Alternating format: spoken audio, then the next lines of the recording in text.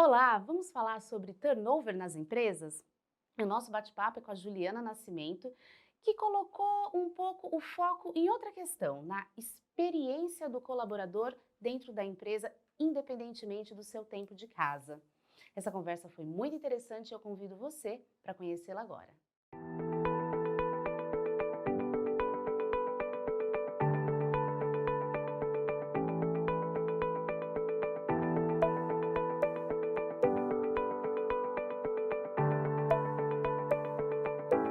Bom, eu sou psicóloga de formação. Na verdade, quando eu estava no terceiro ano de faculdade, mais ou menos, eu entrei, na época, no grupo DMRH, que hoje é a Companhia de Talentos.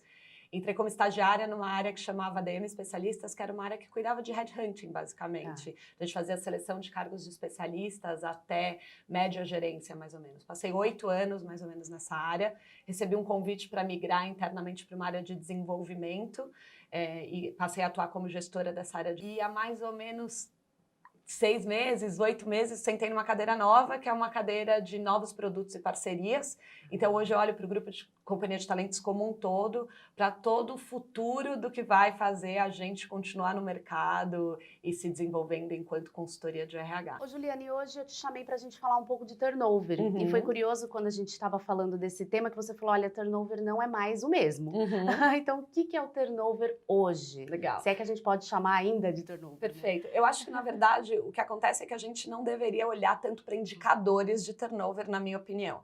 Eu acho que os ciclos de vida dos profissionais dentro das organizações vêm mudando muito por conta de uma nova geração, por conta de um novo contexto de mercado, por conta de um mundo VUCA que o tempo inteiro está mudando. Então, eu acho que as pessoas passam menos tempo dentro das organizações. Isso, naturalmente, faz com que os turnovers aumentem, né? As taxas de turnover aumentem.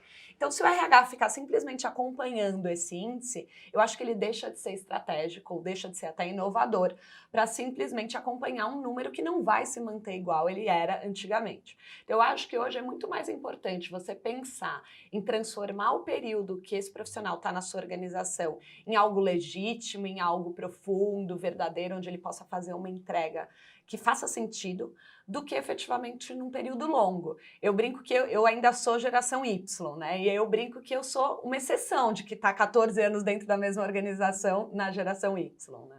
Isso, eu ia falar sobre isso. Eu falei assim, você está há 14 anos e não é diferente, tem outras pessoas que também. Uhum. Mas você colocou, o ponto dessa mudança, ele é crucial por conta das novas gerações, né? Imagino eu, que Eu acho que entraram. também das novas gerações, mas eu acho que o momento de mercado mesmo. Eu acho É. que os empregos mudaram, as profissões mudaram, áreas que existiam já não existem mais como elas existiam antigamente. Então, tudo isso faz com que a gente não queira ficar mais no mesmo lugar, né? As pessoas também não têm mais uma única profissão durante toda a trajetória de vida delas, né? Às vezes elas chegam num determinado ponto de carreira e elas falam, não quero mais isso. E isso é visto de uma maneira muito mais natural e muito mais light hoje em dia, porque antigamente era que absurdo, você vai largar sua carreira. Agora as pessoas podem largar a carreira delas e não é largar a carreira delas, elas vão seguir um outro caminho. E você acha, no ponto de vista do colaborador, quando ele está lá numa entrevista de emprego ou ele está conversando com o seu líder, né? Às vezes ele já está dentro da empresa. Uhum. Hoje eles mostram essa autenticidade de falar, olha, eu não vou ficar aqui 15, 10 anos. Eles mostram como que é essa curva deles? Eu acho que a gente vive uma era de muito mais transparência nesse Isso. sentido. Acho que as pessoas não se acanham muito de dizer, ah, eu vou ficar aqui pouco tempo. Eu acho que elas não fazem promessas, na verdade. E eu acho que as organizações ou os RHs não deveriam esperar tantas promessas. Eu acho que se a gente cuidar da experiência desse colaborador, no período que ele estiver na organização, e tornar essa experiência alguma coisa valiosa para os dois lados, eu acho que a gente cria um vínculo que transcende muito mais o que era o turnover ou o que era a retenção antigamente.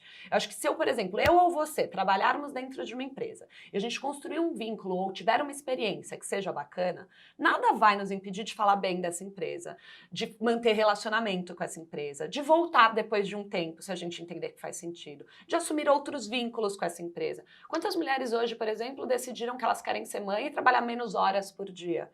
Tudo bem, se eu quiser trabalhar 10 horas na semana, se eu tiver um vínculo bacana com essa empresa, provavelmente ela vai querer que eu fique.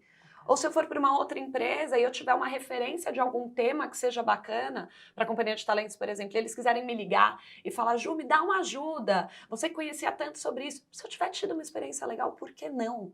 Então, eu acho que é muito mais do que reter alguém lá e falar, fique aqui por 10 anos, por 15 anos, por 20 anos. Eu acho que tem uma coisa de, fique aqui pelo tempo que você for agregar. Ótimo. Né? Uhum. E como o RH pode olhar para sua empresa e entender que essa é a realidade da sua empresa?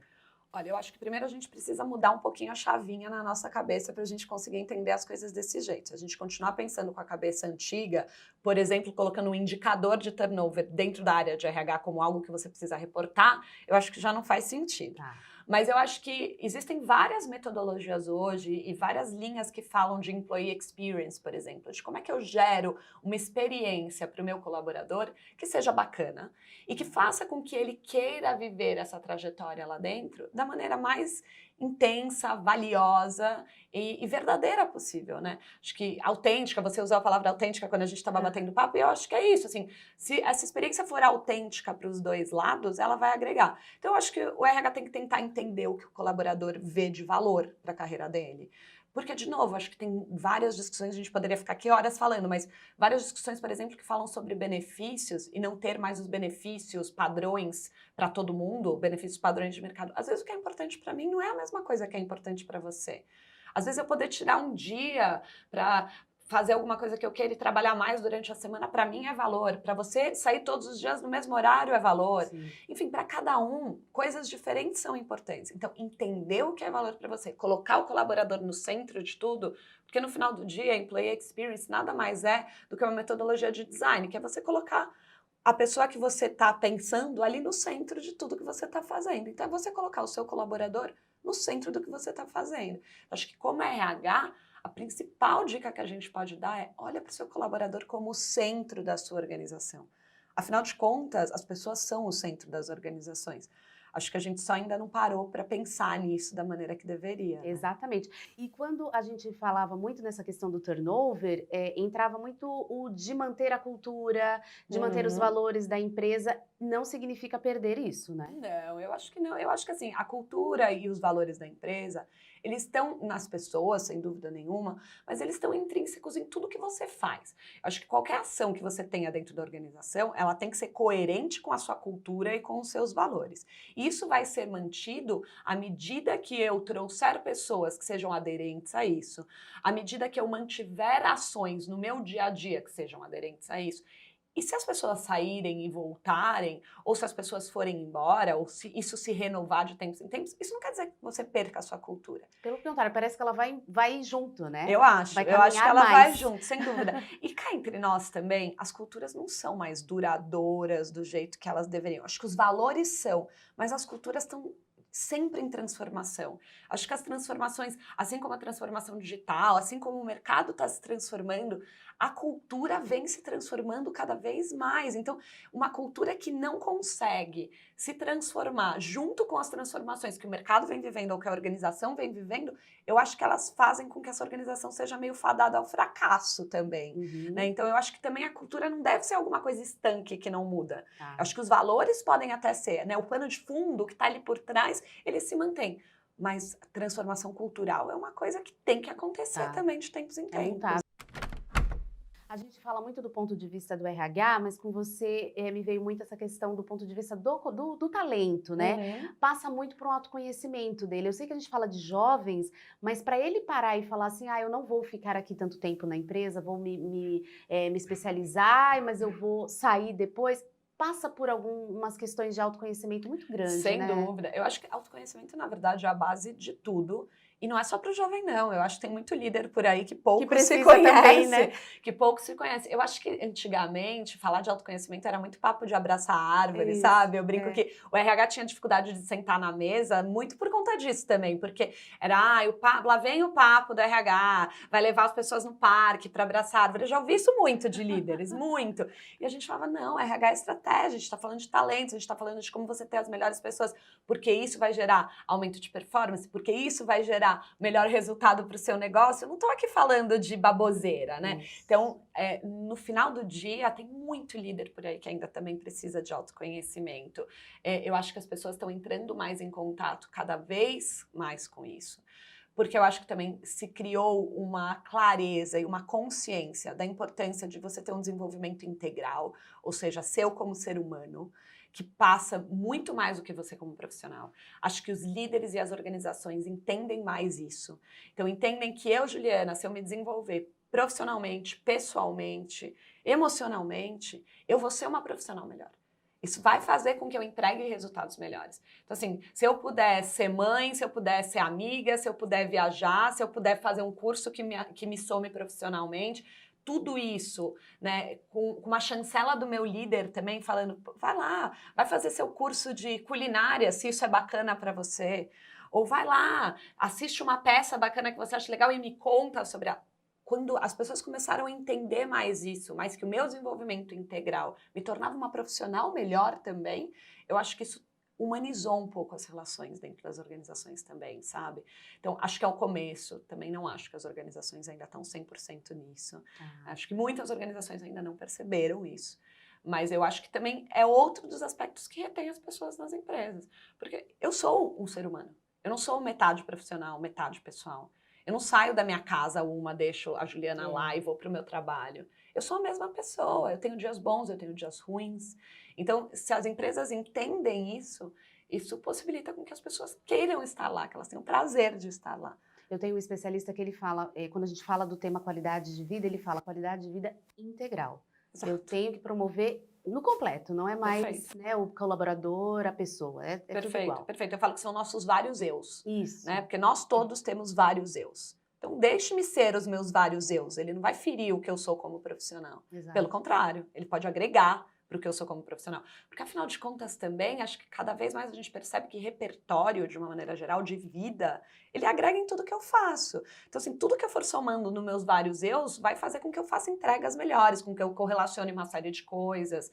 Né? Então, acho que tudo isso é muito importante.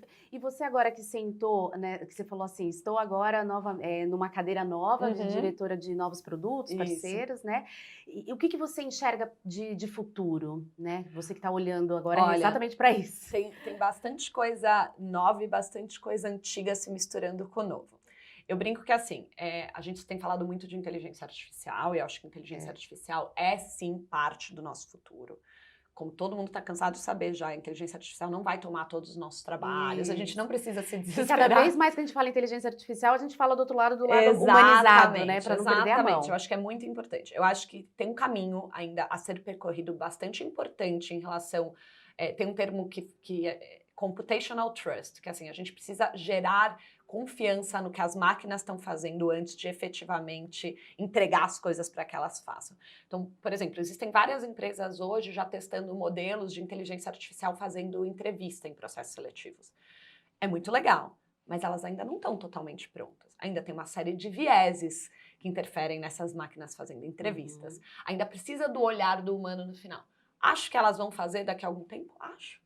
Só que a gente sempre vai precisar de um contato humano no final, batendo o martelo, sentindo se existe uma empatia ou uma simpatia por aquele candidato que está ali no final. Sim. Ele vai trabalhar junto comigo, então eu preciso também fazer essa escolha, não só uma máquina fazer. Eu acho que a inteligência artificial, a tecnologia de uma maneira geral, ela vai agilizar uma série de processos. Ela vai reduzir custos, ela vai fazer com que a gente ganhe escala em um monte de coisas que a gente faz. Mas ela não vai tirar o olhar do humano.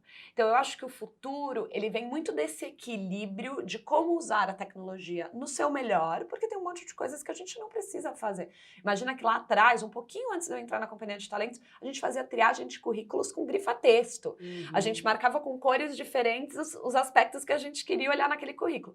Gente, graças a Deus existe a TS hoje, né, que possibilita com que 50 mil inscritos no processo seletivo sejam filtrados e cheguem em 2 mil, por exemplo. Facilitou, né? Então, assim, óbvio que a tecnologia vem para ajudar. Acho que a gente não deve usar ela como vilã das coisas. Mas também não dá para você generalizar e achar que a tecnologia vai fazer tudo.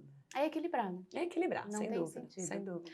Juliana, obrigada pelo bate-papo. Tem mais alguma coisa que a gente não conversou, que você acha muito importante não. A gente desse vai tema? puxando vários papos, né? Mas acho que não, acho que tá muito ótimo. bom. E obrigada. Prazer recebê-la e que você volte muitas vezes aqui pra gente foi conversar cada vez mais sobre o desenvolvimento desse RH e da pessoa também. Bacana, só chamar que eu venho. Obrigada. Obrigada.